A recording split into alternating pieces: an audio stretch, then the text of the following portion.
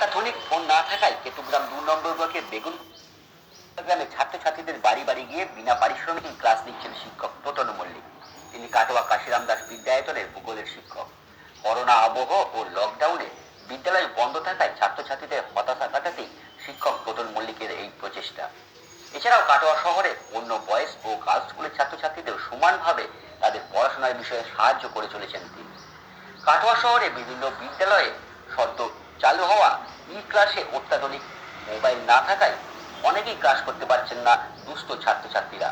এ কারণেই বাড়ি বাড়ি গিয়ে তাদের পড়ার বিষয়ে সাহায্য করে চলেছেন শিক্ষক প্রতনবাবু।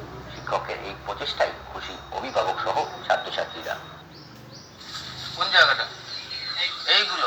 আচ্ছা, ধরো এর যেটা হচ্ছে বায়ুমণ্ডলের, তোমাদের যেটা দিয়েছে বায়ুমণ্ডলের বিভিন্ন স্তর আছে, বুঝতে পেরেছো?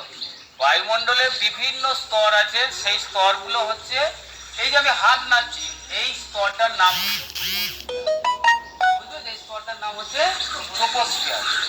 এই ট্রপোস্ফিয়ারের মধ্যে মাছি উড়ে বেড়াচ্ছে, মশা উড়ে বেড়াচ্ছে, পাখি উড়ে বেড়াচ্ছে, মেঘ পড়েছে।